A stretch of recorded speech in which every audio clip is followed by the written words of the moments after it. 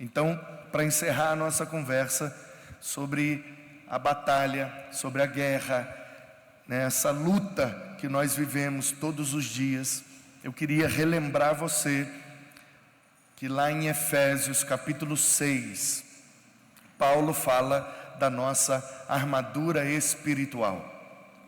Paulo usa a figura de um soldado romano, um soldado do exército de Roma. Ele se vestia de um determinado jeito, usando algumas coisas para se proteger na guerra. E aí Paulo, escrevendo para a igreja de Éfeso, que era uma igreja que vivia uma guerra muito forte, porque era uma cidade grande, era uma cidade portuária, o trânsito de pessoas era intenso, era variado, tinha gente de tudo quanto era lugar, tinha toda sorte de problemas, de dificuldades, de complicações. Então Paulo orienta aquela igreja para que eles usem a armadura espiritual para poder encarar a guerra de viver como igreja lá em Éfeso. Então você vai sair daqui, você vai voltar para a sua igreja e vai continuar a sua guerra. E você precisa estar preparado com essa armadura. E aí Paulo pega os elementos dos soldados romanos e faz aplicações espirituais. Então ele diz, em primeiro lugar, que a nossa guerra não é contra as pessoas. A nossa guerra não é contra carne nem sangue. Carne e sangue são expressões que apontam para o que é físico, para aquilo que a gente vê, para aquilo que a gente encosta, que a gente toca, algo que é material. Paulo está dizendo, a nossa guerra não é material, a gente não vê os nossos inimigos, a gente não consegue tocá-los, mas eles existem, eles são reais. E Paulo fala que são espíritos malignos, principados, potestades, anjos caídos, rebeldes contra Deus, que insistem em nos atacar, porque nós somos filhos de Deus, porque nós estamos salvos, ou muitos de nós ainda podem ser salvos, mas para eles não há mais salvação, porque eles pecaram no Kairos. Nós estamos no Cronos, onde o tempo passa. Os demônios, outrora foram anjos, eles estão no Kairos, eles estão no ambiente eterno. Portanto, lá não tem tempo, não tem passado, nem presente, nem futuro. Não é um tempo que nunca acaba, é ausência de tempo. Não tem tempo, portanto lá é tudo imediato. Por isso que para os demônios não há mais salvação, para Satanás não há mais salvação, porque eles pecaram lá no Kairos e lá já receberam a condenação. Para nós ainda dá tempo, para a humanidade ainda dá tempo, porque nós pecamos no Cronos, e como aqui o tempo está passando, até que dure a nossa vida, a gente ainda tem tempo de ser salvo. Portanto, Paulo reconhece essa realidade e orienta a igreja de Éfeso dizendo, não foque nas pessoas. O meu problema é pessoas da minha família, pessoas da minha escola, pessoas da minha igreja, pessoas da minha cidade. Não foque nas pessoas. Paulo está dizendo que a nossa luta não é contra aquilo que a gente vê. Portanto, às vezes, os espíritos malignos usam as pessoas, mas a gente não deve focar nas pessoas, porque as pessoas são alvo da graça de Deus. A gente deve focar nas pessoas para levar Cristo para elas, para revelar da graça de Deus para elas, nunca entrar em rota de colisão com elas, porque a nossa luta não é contra elas. Então foca no verdadeiro inimigo, que não são as pessoas, são os espíritos malignos. E é também a nossa carne, o nosso pecado, a nossa natureza pecaminosa. Então, vá para a guerra, vá para a batalha, vença essa luta, mas não foque nas pessoas. Foca na sua natureza pecaminosa, é ela que você precisa vencer. E foca nos espíritos malignos. São eles que precisam ser derrotados, e eles já estão derrotados pelo poder do nome e do sangue de Jesus. E aí Paulo então pega os elementos do soldado romano e faz aplicações espirituais. Ele diz que, assim como o soldado usa um capacete para proteger a sua cabeça, Paulo diz que o nosso capacete é a salvação. Então ele está dizendo: ei, existe uma batalha pela sua mente, existe uma batalha pela sua cabeça, existe uma batalha interna, você com você mesmo, batalhando pela sua mente, e existe uma batalha externa, espíritos malignos, às vezes usando pessoas para entrar na nossa mente e nos prejudicar. E Paulo está dizendo, só tem um jeito da gente proteger a nossa mente, é se lembrar que nós somos salvos. O nosso capacete é a salvação. Não deixe que esses pensamentos, que esses inimigos dominem sua mente.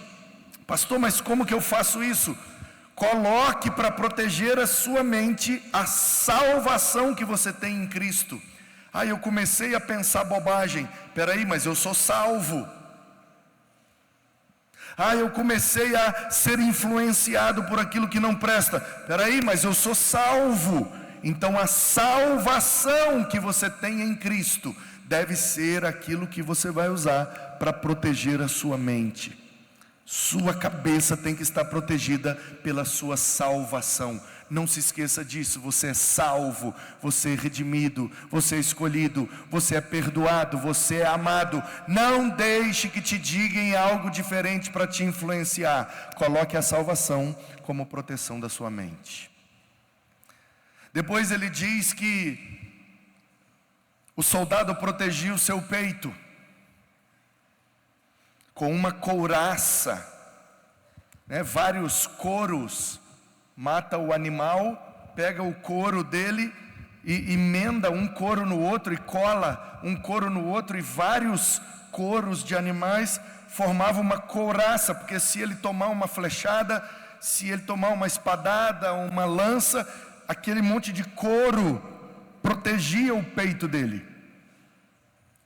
E aí Paulo está dizendo, as nossas emoções, o nosso coração, existe uma batalha pela nossa mente. A salvação nos protege, mas existe uma batalha pelos nossos sentimentos, pelo nosso coração, pelas nossas sensações, e a gente só vai proteger usando a justiça. Ele fala que a couraça que protege o nosso peito é a justiça. Portanto, quando você estiver sendo atacado nas suas emoções, você precisa se lembrar da justiça de Deus. Deus é justo. A justiça de Deus é aquilo que deve impulsionar as suas emoções. Me deu um sentimento ruim, isso é justo. Me deu vontade de fazer uma coisa, isso é justo, porque se não for justo, você não pode se deixar vencer. Você precisa vencer a batalha pelo seu coração, usando sempre a justiça, e a justiça de Deus. Busquem em primeiro lugar o reino de Deus e a sua justiça, e todas estas coisas, Mateus 6:33, no Sermão do Monte, Jesus não está dizendo que quando a gente busca o reino e a justiça, todas as coisas são acrescentadas. Não são todas as coisas, todas estas coisas, o que ele acabou de falar: comida, roupa e proteção. Ele está falando de comida, de roupa e de proteção. Que nosso Pai cuida de nós, sempre providenciando tudo que a gente precisa para viver na presença dEle. Não falta comida, não falta roupa, não falta proteção. Se para o pardal não falta, se para as flores não faltam, quanto mais para os filhos de Deus. Então, nós devemos buscar o reino de Deus e a justiça de Deus. É isso que vai proteger o nosso coração. Existe uma batalha pela sua mente. Você precisa usar a sua salvação para se defender. Existe uma batalha pelo seu coração. Você precisa usar a justiça de Deus para se defender. E aí Paulo diz que existe uma arma de defesa, um escudo. E ele diz que o nosso escudo é a nossa fé. Ele diz que os espíritos malignos, assim como os exércitos inimigos, estão jogando dardos inflamados, flechas pegando fogo, e essas flechas vêm na nossa direção para nos matar nessa batalha. E aí Paulo diz: a gente pode proteger a cabeça com a salvação, proteger o peito com a justiça, mas também proteger tudo usando a nossa fé. Portanto, quando os dardos inflamados dos inimigos espirituais vierem na sua direção, use a sua fé, use a sua crença, use a sua doutrina. Aprenda muito sobre Deus, sobre o Pai, sobre o Filho, sobre o Espírito Santo, sobre o homem, o pecado, a salvação, os anjos, sobre a igreja, sobre as últimas coisas. Aprenda muito sobre Deus, porque aquilo que você crê. Aprenda muito sobre a Bíblia, porque aquilo que você crê é o que vai te proteger dos ataques espirituais. Você precisa saber muito de Deus, muito de Bíblia, muito da igreja, muito de tudo que você puder, porque é a sua fé, aquilo que você crê, que vai te proteger. E aí Paulo fala também dos sapatos. Os soldados também protegiam seus pés com sapatos, porque eles poderiam na guerra pisar em coisas que poderiam machucar ou furar o pé deles. Então eles usavam uma proteção para os pés, uma espécie de sapato. E aí Paulo fala: o que protege os nossos pés é a pregação do Evangelho. Portanto, presta atenção nisso, já estou terminando. Existe uma batalha pela sua mente, você precisa usar a salvação. Existe uma batalha pelo seu coração, você precisa usar a justiça. Existe uma batalha para te destruir, você precisa usar a sua fé. E existe uma batalha pelo seu caminho, pelo seu estilo de vida. Por onde você andar, existe uma batalha. Todos os lugares que você pisar nesse planeta são perigosos, todos. Porque sempre haverão inimigos querendo te atacar. E aí Paulo está dizendo: só tem uma forma da gente proteger os nossos pés, por onde a gente anda. Se a gente, por onde for, pregar o Evangelho. Pregar o Evangelho. Todo lugar que você pisar, você precisa pregar o Evangelho. É assim que você protege os seus pés naquele lugar. Não se iluda, todos os lugares desse planeta são perigosos. Quando a gente menos espera, é quando a gente é mais atacado. Não se iluda, tem que matar um leão por dia. Se não matar o de hoje, amanhã tem 2. Não se iluda, é guerra. Onde você pisar o pé, você está sendo atacado. Então você precisa se proteger, pregando o Evangelho. Pregando o Evangelho. Isso vai proteger os seus pés. Por onde você for, você estará protegido se você estiver pregando o Evangelho. E por último, todas essas armas são de defesa. Defender a cabeça com a salvação, mente. Defender o coração com a justiça. Defender o corpo inteiro com a fé. Defender os pés com o evangelho. Tudo é de defesa, mas agora Paulo dá uma única arma de ataque. Ele diz que nós temos também uma espada. E ele diz: a espada do Espírito é a palavra de Deus. Portanto, a gente precisa se defender usando a salvação, usando a justiça, usando a fé, usando o evangelho. Mas para atacar, a gente só pode usar a palavra de Deus. Me deu vontade de responder, me deu vontade de reagir nessa batalha. Você não pode usar outra arma de ataque a não ser a Bíblia. Sua única arma de ataque é a Bíblia. Não pode ser suas convicções, suas manias, seus desejos, suas respostas. Não pode ser outra coisa senão a Bíblia. A palavra de Deus é nossa única arma de ataque nessa batalha. Portanto, leia sua Bíblia, decore sua Bíblia, estude sua Bíblia, faça o máximo que você puder, se torne amigo da sua Bíblia. Não durma sem aprender uma coisa nova da sua Bíblia. Conheça sua Bíblia, se aprofunde na sua Bíblia, mergulhe nela. Em nome de Jesus, quanto mais Bíblia tiver em você, mais você tem condições de vencer essa guerra. Essa é sua única arma de ataque.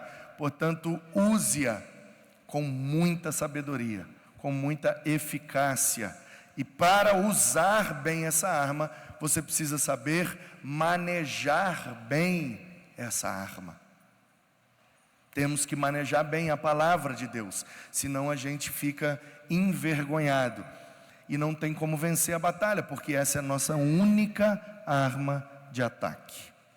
Portanto, essa é a armadura que você vai usar. Em oração, usando essa armadura, você consegue vencer qualquer batalha para a glória de Deus.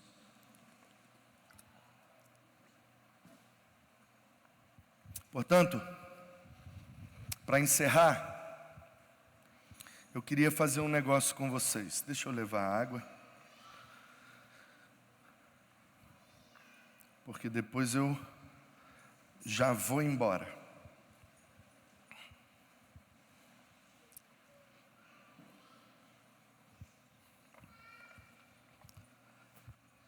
Eu preciso de 3 voluntários. 3, pode vir, só 3. Não mais do que 3, mas não menos do que 3. Três voluntários. Pronto. Preciso do meu telefone.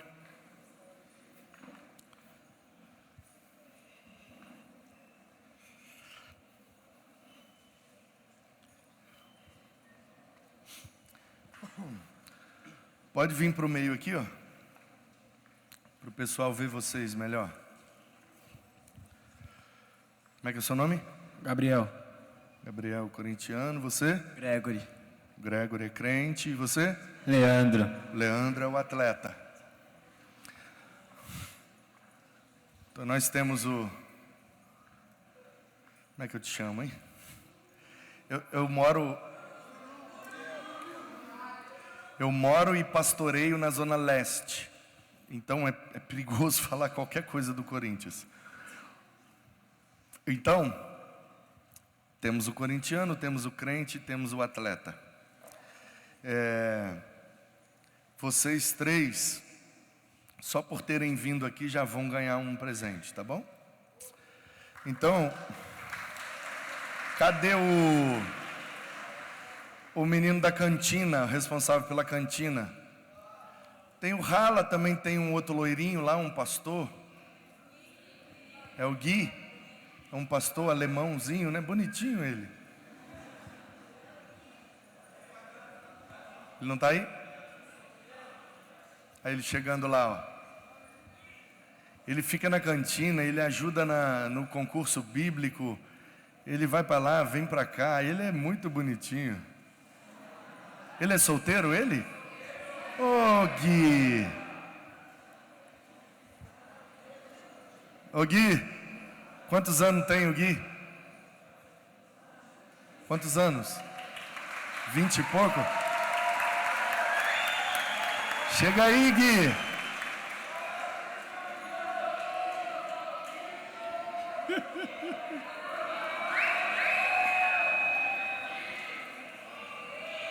Vem aqui, Gui. Que camisa é essa aí? É seu time? Atlético de Madrid? Tá. Você tem quantos anos, Gui? 25. 25. Ó, você tem uma missão. Você precisa voltar para a sua igreja. Além de tudo que você vai falar, vai contar e vai fazer, que eu sei que você vai fazer muita coisa boa, você precisa falar assim: nossa, eu conheci um pastor lá no Acanzeca, 25 anos. Gui, pensa num servo de Deus, um menino bonito, crente, que voluntário maravilhoso, e ele está solteiro.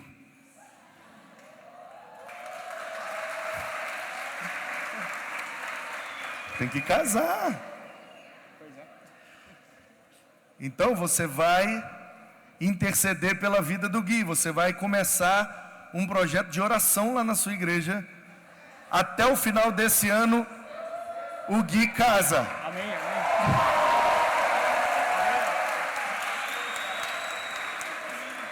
Tem que casar, meu. Ministério solteiro é problemático, não pode. É perigoso. Vamos casar o Gui, gente. Você é de qual igreja mesmo? Tuparendi.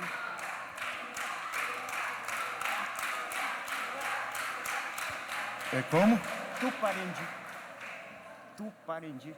Tuparendi? Onde fica isso? É perto de Santa Rosa. Perto de Santa Rosa. Santa Rosa é... Ô Gui, depois você vai, tá bom? Pegar o nome aí, a fisionomia desses meninos, e eles vão poder pegar qualquer coisa lá na cantina. Uma coisa só. Qualquer coisa mais uma coisa só. E aí você anota lá, e você, não sei se você pegou meu contato, mas eu preciso, porque eu vou ter que sair correndo, então você vai fazer um contato comigo, vai passar qual o Pix que eu vou pagar as minhas coisas da cantina, e aí você pode incluir o que eles quiserem aí, tá bom? Valeu, Gui.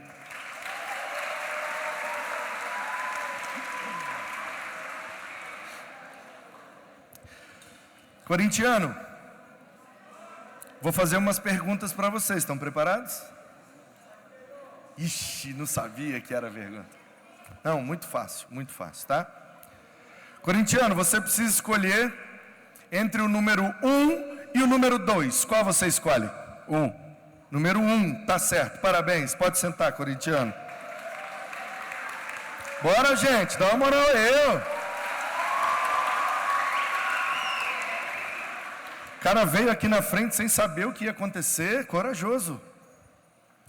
E você, crente? Gostei de você, você é crente, cara. Holy Ship. Ah, é do grupo de jovem da sua igreja. Eu gostei, cara. Ovelha Santa, deixa eu ver atrás. Abasque. É o que é Abasque? Amigos em Busca de Cristo, de Santa Cruz do Sul. Nossa, mas vocês são crente mesmo, hein? Gostei de vocês. Ô, crente, escolhe um número entre 1 e 39. Entre o número 1 e o número 39. Pode escolher o 1, pode escolher o 39, mas... entre o número 1 e o 39, qual você escolhe? 27. 27. Acertou, muito bem. Pode sentar.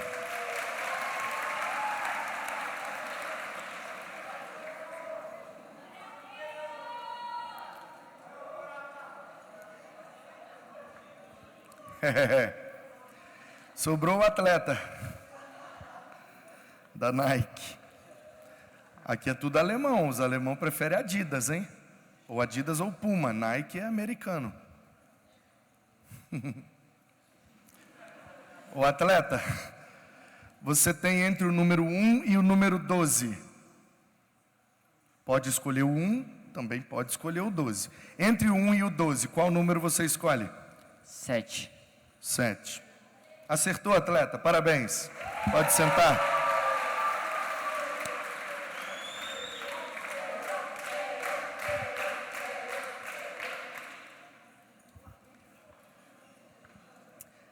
Quero pregar rapidamente nos minutos que me restam em Daniel capítulo 7. Se você puder abrir, ou Camila, bom dia Camila, você está de volta? Se você quiser colocar aí para os meninos acompanhar, vou pregar em Daniel 7. Quem escolheu esse texto para eu pregar? Eles agora. Eu pedi para escolher entre 1 e 2. 1 seria Antigo Testamento. 2 seria Novo Testamento. Como o primeiro escolheu o número 1, o Antigo Testamento tem 39 livros. Por isso o segundo escolheu entre 1 e 39. Ele escolheu o 27, é Daniel. Vamos contar, ver se eu acertei. Gênesis, Êxodo, Levítico, Número, Deuteronômio. Josué, Juízes, Ruth, Samuel, Reis, Crônicas, Esdras, Neemias, Ester, Jó, Salmos, Provérbios. Eclesiastes, Cântico dos Cânticos, Isaías, Jeremias, Lamentações, Ezequiel, Daniel.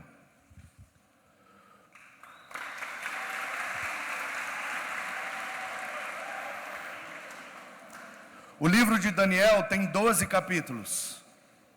Por isso que o último escolheu entre 1 e 12. Então ele escolheu 7, eu vou pregar em Daniel 7. Ok? Se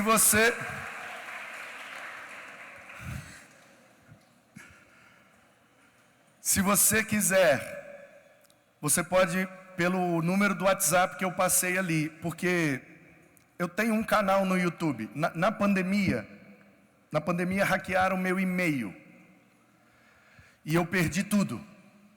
Perdi meu e-mail e perdi tudo, todas as minhas contas, tudo. Instagram, Facebook, YouTube, tudo. Então, no meio da pandemia para cá, eu tive que começar tudo do zero de novo. Fiz um outro e-mail e comecei tudo do zero.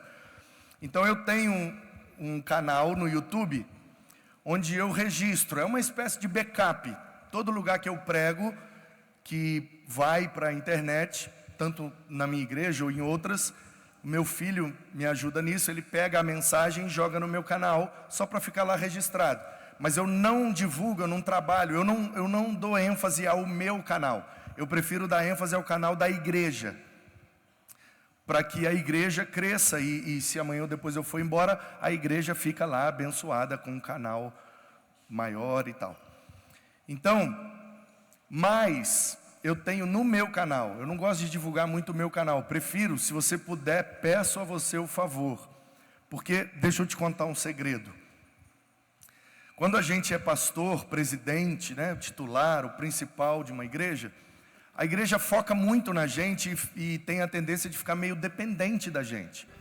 E eu não gosto de uma igreja pastocêntrica, eu prefiro uma igreja cristocêntrica. Então, de vez em quando eu saio, eu recebo muitos convites para pregar fora e, obviamente, não consigo aceitar todos os convites, mas dependendo da agenda, um ou outro eu consigo atender. Mas a igreja, quando eu saio, fica enciumada, fica triste, fica, poxa, e ainda tem uns filhos de Belial, uns filisteus incircuncisos, que dizem assim, a gente paga o salário dele, ele tem que pregar aqui. Então, qual que é a maneira que eu encontrei de retribuir a igreja, já que de fato ela paga meu salário, e eu sou de tempo integral, eu preciso estar lá o tempo inteiro. Então, inclusive eu não estou de férias. Todos esses dias que eu estou aqui com vocês, eu continuo pastor, estou trabalhando, resolvendo tudo pelo telefone, WhatsApp, e tem lá a equipe ministerial que vai ajudando.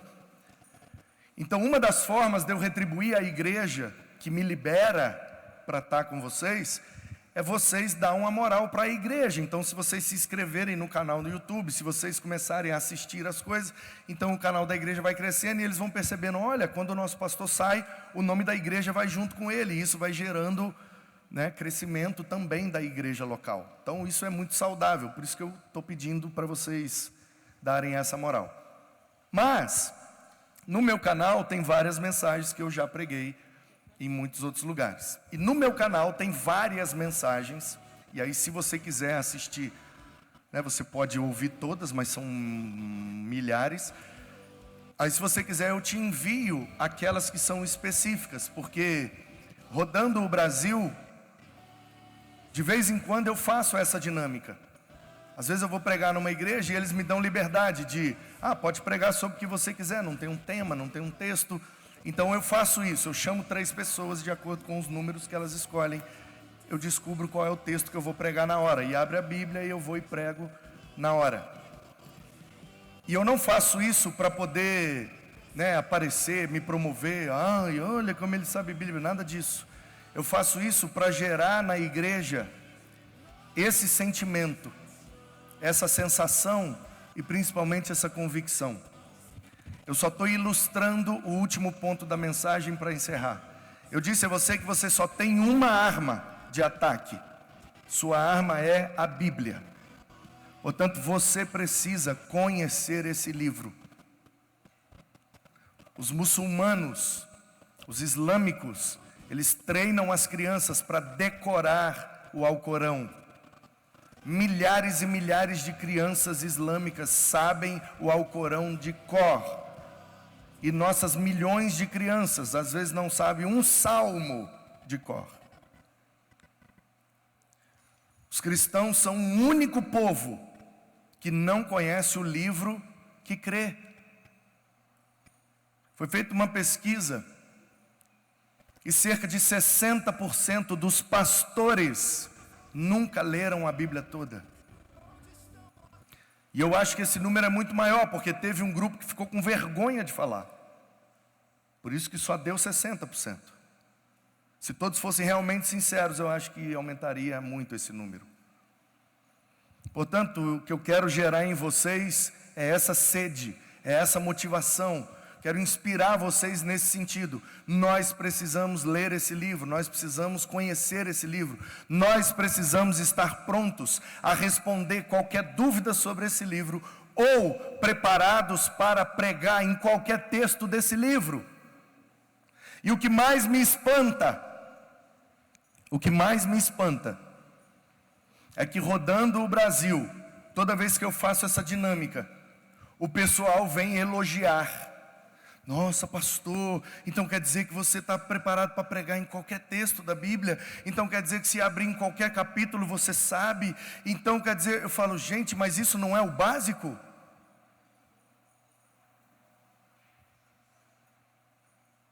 Então quer dizer que se chegar um pintor na sua casa e você disser para ele, olha, eu estou pensando em pintar de verde, você consegue pintar de verde? Ele fala, pinto de verde. Aí você fala, e se fosse azul? Ele fala, pinto de azul também.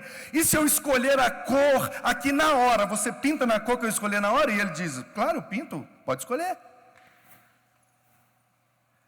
E você chega numa oficina mecânica e olha, eu tenho um carro da Chevrolet, você sabe consertar Chevrolet? Eu sei. E se fosse Fiat? Sei também. E se fosse um Toyota? Também. E se fosse um Mitsubishi? Bom, eu sou mecânico, eu conserto todas as marcas de carro. Então quer dizer que eu tenho que elogiar o mecânico porque ele consegue consertar todas as marcas? Não, esse é o trabalho dele, é o básico. O mínimo que ele deve ter é conseguir consertar todos os carros. E eu fico abismado que o pessoal fica impactado com isso. Como que pode um pastor estar preparado para pregar em qualquer texto da Bíblia? Gente, todo cristão deveria ter pelo menos esse básico.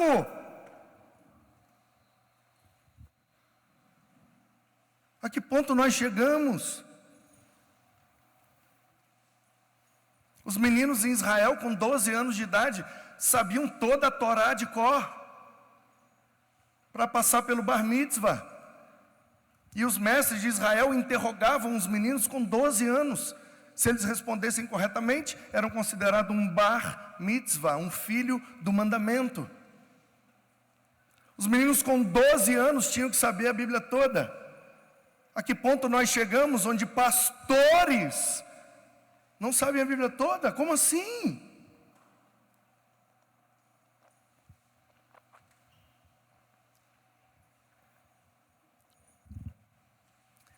Então, no primeiro ano do reinado de Belsazar, rei da Babilônia, Daniel teve um sonho. Visões passaram diante dos seus olhos. Logo depois ele escreveu o sonho, fazendo um resumo de todas as coisas.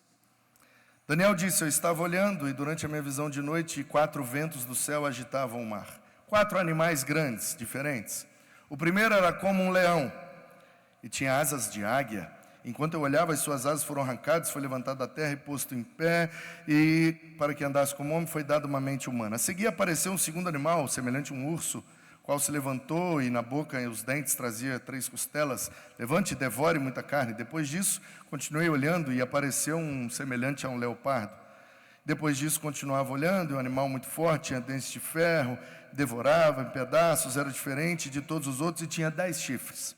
Enquanto eu observava os chifres, eis que subiu outro chifre pequeno, do qual 3 dos primeiros chifres foram arrancados, e eis que nesse chifre haviam olhos, como olhos do ser humano, e uma boca que falava com arrogância. Eu não tenho muito tempo, vou pegar só o início. Os chamados 4 seres viventes. Essa figura se repete em Apocalipse. Quando Jesus dá uma revelação para João na ilha de Patmos, e Apocalipse não significa fim do mundo. Tira isso da sua cabeça. Apocalipsis é uma palavra grega que significa descortinar, revelar aquilo que está escondido. Poké, a raiz dessa palavra, poké, é esconderijo. Então, pocal seria esconder algo. Isis, do final, é a ação de. O A do prefixo é negação. Então é apocal, isis. Então o A é negação, pocal é esconder, isis é a ação de. Então o que é apocalipsis? A ação de não esconder, ou seja, revelar.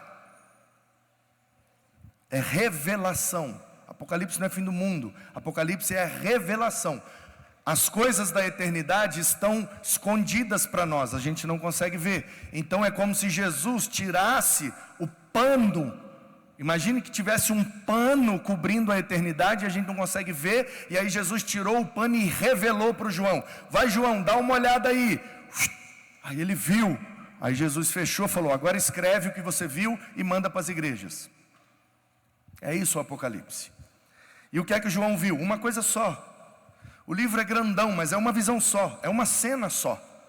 Ele viu e depois ele começou a escrever, porque eram muitos detalhes. Então, se eu for fazer esse exercício aqui, me trouxessem aqui a esse ginásio, com os olhos vendados, e eu entrasse aqui e fosse colocado nessa posição. E aí dissessem para mim: Manu, nós vamos tirar a venda dos seus olhos, vamos revelar tudo que tem nesse auditório. Você precisa olhar tudo com muita atenção, porque depois você vai registrar tudo para quem não está aqui entender o que é que estava acontecendo aqui. E aí tirou e eu olhei. E aí me tiraram daqui, me deram um caderno e falaram: agora escreve o que você viu. E eu diria: olha, era um ginásio com telhas de zinco, a estrutura metálica na cor verde. Ao meu lado tinha várias fileiras de cadeiras, ao meu lado esquerdo também, depois arquibancadas com 3 degraus, de um lado e do outro, e atrás de mim havia um palco, caixas de som, e se eu fosse escrever tudo que eu vi com detalhes, ia dar um conteúdo extenso, mas é uma coisa só que eu estou vendo. Então o Apocalipse é isso. Jesus mostrou a eternidade para o João. 1, 2, 3 e... pronto, agora escreve o que você viu e manda para as igrejas. O que é que o João viu? Tinha um assentado no trono, do lado direito um cordeiro com um rolo na mão, 7 espíritos ao redor, 12 anciãos de um lado, 12 anciãos do outro, na frente 4 seres viventes. Um no trono, o Pai. À direita um cordeiro com o livro na mão, o filho, 7 espíritos ao redor. 7 é a perfeição, então é o espírito perfeito, o Espírito Santo. 12 anciãos de um lado, os patriarcas, 12 do outro, os apóstolos, representando a antiga e a nova aliança. E 4 seres viventes. O leão, o boi, o homem e a águia. Em Daniel tem outras características. A tradução do livro de Daniel é muito difícil. Mistura hebraico com aramaico, com um quesinho de temperinho de Babilônia. Então fica difícil. Por isso às vezes usa a expressão leopardo, asa de águia, às vezes outra coisa. Mas são esses os 4 seres viventes que Ezequiel viu, Daniel viu e João viu em Apocalipse. O que é que simboliza esses 4 seres viventes? Simbolizam as 4 características de Cristo. Toda a Bíblia aponta para Cristo, toda a profecia aponta para Cristo. Tudo na Bíblia é sobre Jesus Cristo. Portanto, quando eles veem um leão ou leopardo, eles estão falando da característica de Jesus que aponta para a sua monarquia. Ele é o rei. Isso é revelado no Evangelho de Mateus. Mateus escreve aos judeus para revelar Jesus como rei, descendente legítimo de Davi, que tem direito ao trono. Mas Jesus não é um rei político, Jesus é um rei existencial. Ele quer reinar na vida de toda a humanidade. E aí Marcos revela a segunda face de Cristo, revelado ali na figura do boi, ou daquele que come muito, ou daquele que serve ou trabalha muito pesado.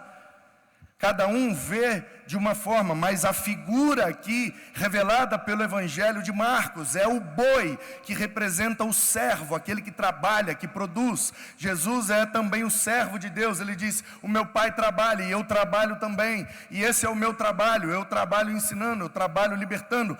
Eu estou aqui para servir, eu vim para servir e não para ser servido. Portanto, a face desse boi, desse touro, desse animal que come muito e trabalha muito, revela a face de Cristo, que aponta para Ele como servo. Portanto, Mateus revela aos judeus que Ele é o rei, o leão. Marcos revela aos romanos que Ele é o boi, Ele é o servo, porque Roma valoriza muito o trabalho. Então, se você não for trabalhador, em Roma você não tem moral. Por isso Marcos, escrevendo principalmente aos romanos, revela Jesus na sua face de servo. E aí vem o Lucas, que escreve aos gentios, principalmente aos gregos. Ele é um médico, ele é erudito, ele tem o melhor grego do Novo Testamento. E aí ele revela Jesus como um homem, como ser humano. Ele é o filho do homem. Portanto, Mateus aos judeus revela Jesus como rei no leão. Marcos aos romanos revela Jesus como o boi, o servo. Lucas aos gregos revela Jesus como o homem, o melhor ser humano que já existiu.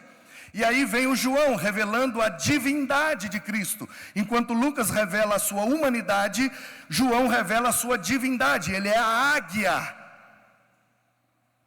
Porque ele mesmo sendo homem, ele não perdeu a qualidade de Deus. Ele esvaziou-se da sua glória, mas continuou sendo Deus, 100% homem e 100% Deus. A igreja demorou 400 anos para conseguir fechar essa conta. Como que fecha uma conta onde 100 mais 100 é igual a 100?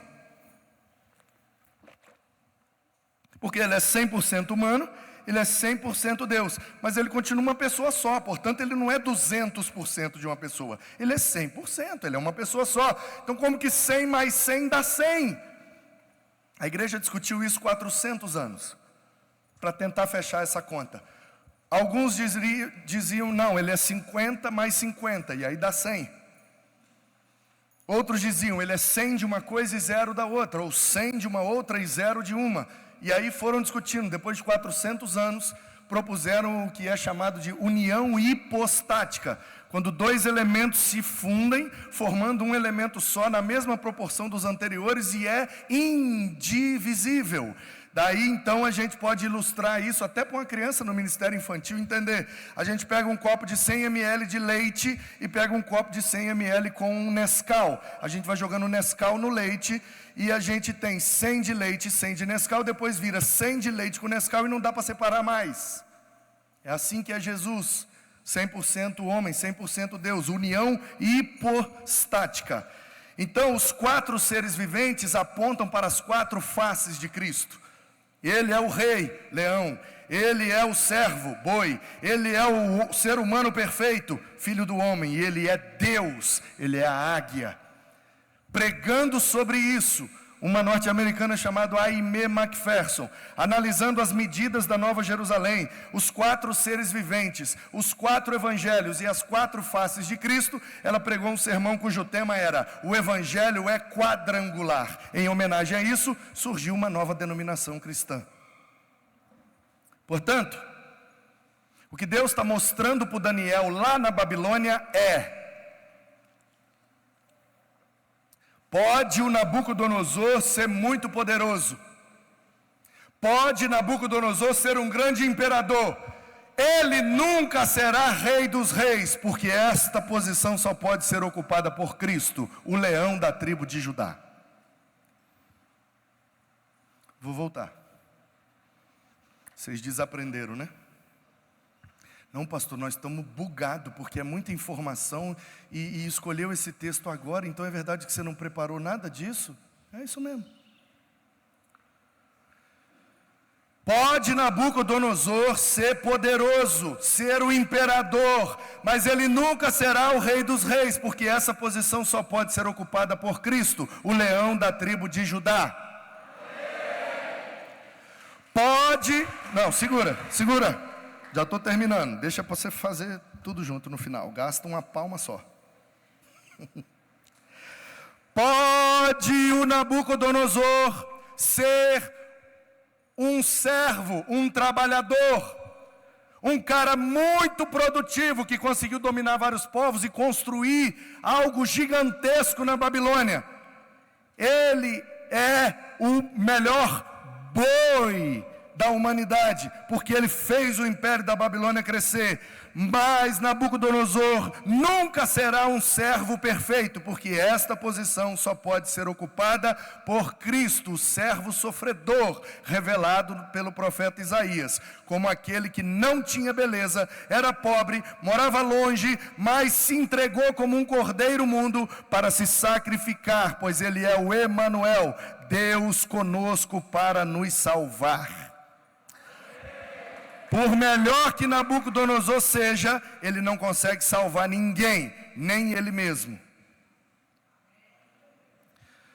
Pode o Nabucodonosor achar que ele é o homem mais poderoso, o homem mais rico, o homem mais top do planeta, porque ele é o imperador, ele é o rei da Babilônia. Ele pode se achar o melhor ser humano do planeta, mas aos pés de Cristo ele não passa do escabelo dos pés.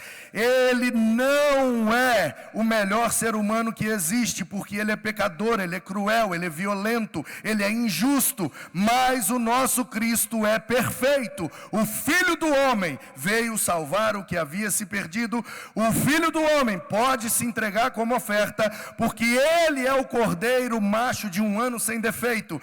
Ele é o ser humano perfeito que pode salvar os outros que são imperfeitos. Só ele, o Filho do Homem. Nabucodonosor é muito rico, muito poderoso, e ele se sente um Deus. Ele acha que ele é o rei dos reis, que todos os reis da terra têm que se submeter a ele. Ele acha que ele é o trabalhador mais eficiente, porque ele multiplicou a sua riqueza. Ele acha que ele é o melhor ser humano do planeta, porque ele está sendo bem sucedido. E com tudo isso ele se sente um Deus. Só que Nabucodonosor morre e continuou morto. Mas Cristo é o verdadeiro Deus, como disse João na sua primeira carta, capítulo 5, versículo 20. Estamos no que é verdadeiro, e este é o verdadeiro, Jesus Cristo, o Filho de Deus.